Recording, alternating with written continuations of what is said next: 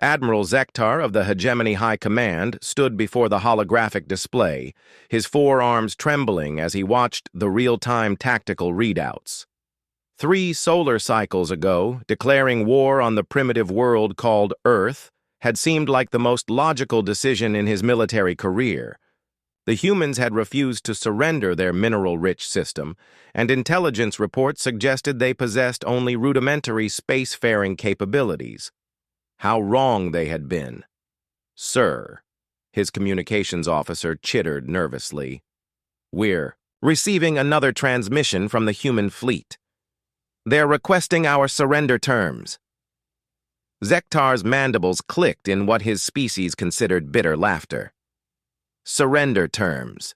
From a species they had dismissed as barely evolved primates just days earlier. The war had begun predictably enough. The Hegemony's 7th Fleet, comprising over 2,000 vessels, had positioned themselves at the edge of Earth's solar system. Their ultimatum was simple: submit to Hegemony rule or face annihilation.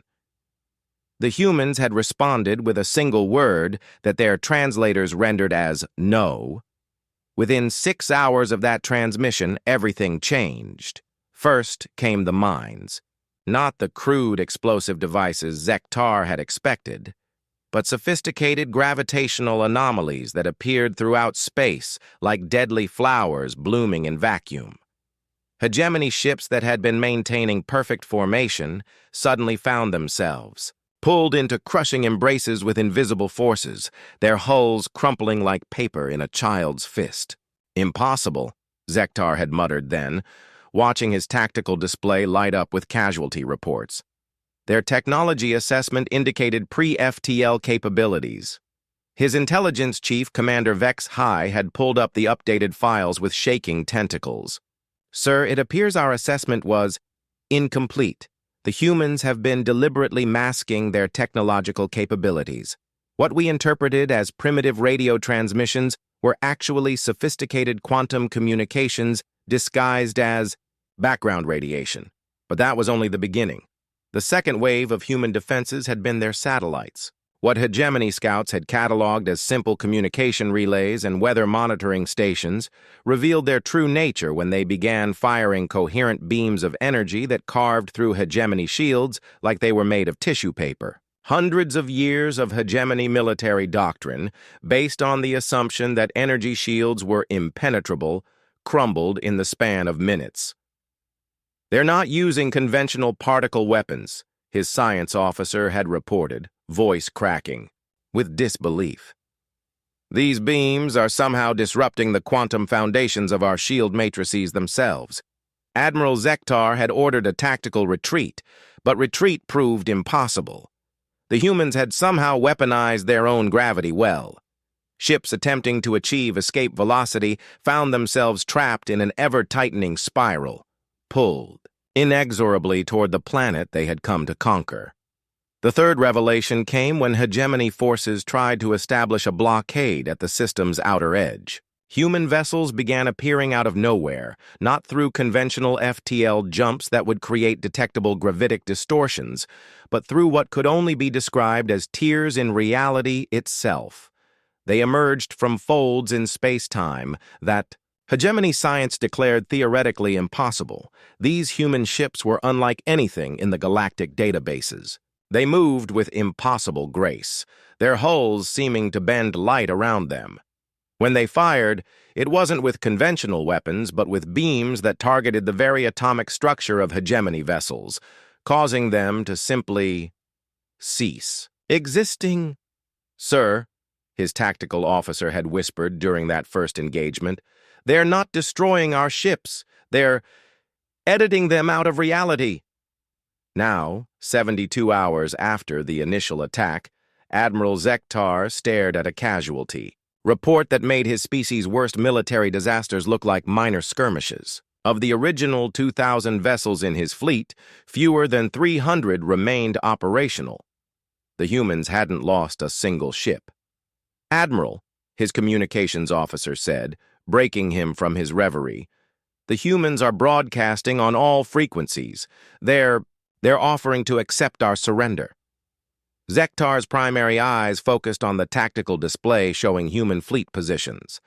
They had arranged themselves in perfect geometric patterns around his remaining forces, but they weren't firing. They were waiting. "What are their terms?" he asked, his voice barely above a whisper. "Complete withdrawal from human space, reparations for unprovoked aggression, and..." The communications officer paused. "Mandatory attendance at something they call Diplomacy 101 classes." Another officer spoke up, his voice filled with confused wonder.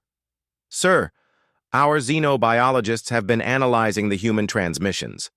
According to their own records, they've never fought an interstellar war before. This is their first contact with alien species." Zektar felt all four of his hearts sink simultaneously. First contact.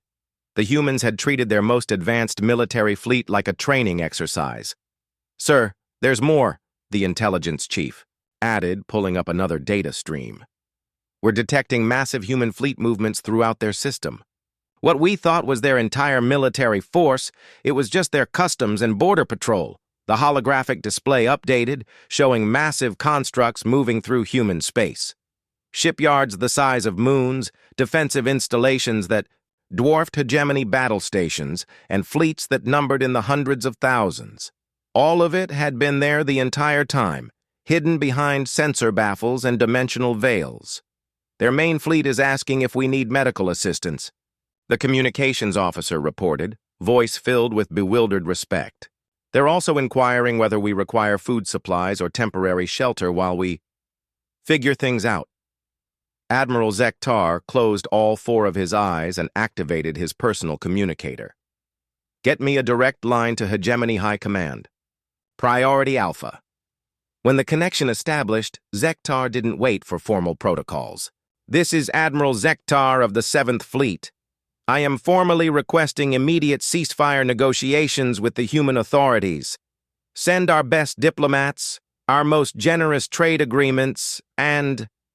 He paused, watching as human ships began broadcasting what their translators identified as "welcome to the neighborhood" messages, and perhaps a very large gift basket. The war that was supposed to last months had ended before the first human soldier ever set foot on an enemy ship. As Zektar prepared to surrender to beings who seemed more interested in teaching than conquering, he realized that the hegemony hadn't just underestimated human technology. They had fundamentally misunderstood what humanity was capable of when pushed, and perhaps more terrifyingly, they had glimpsed what humanity was capable of when they were just being polite.